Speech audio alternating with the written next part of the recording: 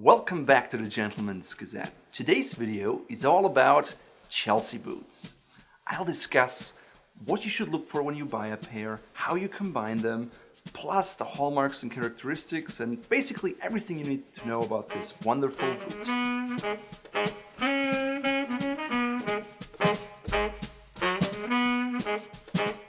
First, let's start with the history of the Chelsea boot. It was originally invented by J. Sparks Hall, who was bootmaker to Queen Victoria, and he came up with the idea to use vulcanized rubber to have something flexible at the ankle that would make it easy to put the boots on and take them off. Chelsea boots were popular with men and women, and in the 1950s, the so-called Chelsea set in West London, which was a conglomerate of artists and directors, became known to wear this kind of boot, and soon thereafter it became synonymous with kind of an upbeat, trendy, young and fresh boot, and it was eventually renamed into Chelsea boot. If you want to learn more about the history of Chelsea boots and the intricacies, I urge you to check out our in-depth guide about Chelsea boots by clicking here. What makes a Chelsea boot a Chelsea boot? Well, first, let's start with the ankle length. A Chelsea boot has ankle length, and it's not below, it's not above, it's right at ankle height. Then it has rounded toes, like you can see here, and low heels. And basically, those are characteristics that are shared with the chukka boots, which we discussed earlier here. What's special about the Chelsea boot is that you have the vamp sewn up here, no lacing, and then the back quarters are sewn on here and here. It's simply a boot that you pull on using these loops up here. It helps you to get in because without the laces, it's important that you have a rather tight fit right here at the foot as well as in the heel. You want it to be quite tight, and so you have to fit in, and it has to fit snugly and tightly. Because leather would be too stiff and not flexible enough, this is the flexible rubber part, which was invented by J. Sparks Hall. And to this day, you will find this rubber part. It always has this kind of U shape. It never goes all the way to the bottom.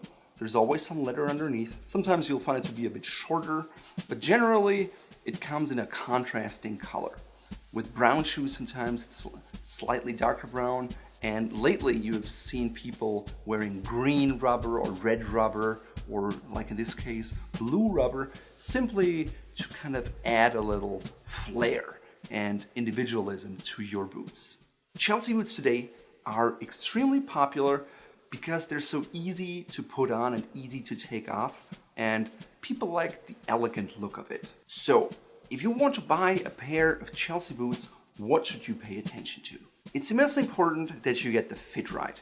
Hence, if you order online, make sure you can return the boots, simply so you can try them on and see if they're actually comfortable. Since there are no shoelaces, chances are that you slip out with your heel, and you always want to prevent that. It should fit really snugly so it's easy to walk around and the shoe doesn't come off on you. Because over time the elastic will expand and so will the leather, and if you slip out in the beginning, it'll be worse over the course of maybe 3 months. So that also means never just rely on standard sizing. Moreover, sometimes you will find boots advertised as Chelsea boots with zippers, and that is not a Chelsea boot and you should not get it. You should always look for the rubber inserts.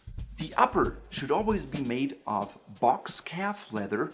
Sometimes it's popular with men to actually have it in a suede, which is usually also calf suede leather. If you live in a rainy environment, it's not good to have suede. Go with regular leather and make sure that it's a darker color, because the Chelsea boot works well with suits. So I would either get it in like a black or in a dark brown if it's your first pair of boots, and subsequently you can venture into like tan, maybe blue or navy, but to start I think darker colors are better. If you enjoyed this boot video, please sign up to our YouTube channel. Also, don't forget about our free ebook, 15 style mistakes and how you can avoid them. and I'll tell you more about different kinds of boots, such as a chukka boot or a jodhpur boot, and show you the right way to a boot that works for your budget and your style. Traditional Chelsea boots have leather soles and are Goodyear welted, and that's really just fine. It's like a high quality shoe. However, if you live in a rainy area, you definitely want boots with a rubber sole. Usually, I suggest to have a leather sole and with an applied rubber sole, like in this example, simply because you still get that elegant thin sole look with the practicality of a rubber sole, which is especially good in winter. If you live in an area where there's ice, where there's a lot of rain, you may want to add a rubber sole. It's always easy to take it off if you don't like it anymore. So in my opinion, that's really the way to go. One thing that's really important in Chelsea boot is the rubber insert.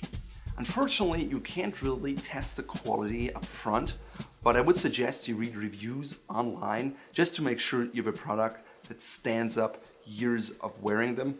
Otherwise, it's no good to have a boot that with a loose rubber piece after just 6 months. Chelsea boots are a wonderful all-around boot. It's great to start with them because they can be worn with formal outfits and more casual outfits. It's a clean, simple lines. If you get it without any broguing, just plain and clean, it works really well with most of your outfits, and people will always think you're well dressed. So if you have a pair of black Chelsea boots, it goes particularly well with charcoal suits, gray suits, mid-gray suits, and any type of business wear. Some people also wear it with chinos or like a blazer combination. Personally, I think a really dark brown may be better. As you can see here in this picture, this is actually a very dark brown, though most people wouldn't be able to distinguish it from black. It has the advantage that you can wear it with a dark suit such as gray, but also with like a tan chino or a stone colored trousers, and it's just not as harsh as black. So if you want to go more casual with your Chelsea boots, I suggest you get like a pair in tan or gray or blue, and you can really mix it up with denim, with chinos, with other kind of corduroy pants, and just combine it in any way you would like basically. Adding a color to your insert will certainly help to make it even more stand out and unique. If you like broguing, you can add them with broguings, but if it's your first pair of Chelsea boots, I suggest you stay clear of broguings. Just get a plain Chelsea boot with rubber inserts. If you want a wingtip, you can sometimes see that. Personally, I think it looks better with derbies or Oxfords, but if you really want it, you can still have it. Lately, one trend I've seen is to have a shorter cut Chelsea boot, so it's not really ankle length anymore, but it's more like a shoe that is slightly higher. They can look very elegant, although I personally prefer the classic version.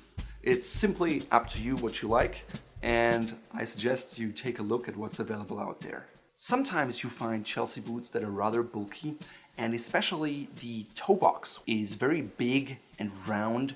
It makes it more look like a work boot or an extremely casual boot, like a substitute for a cowboy boot or something like that.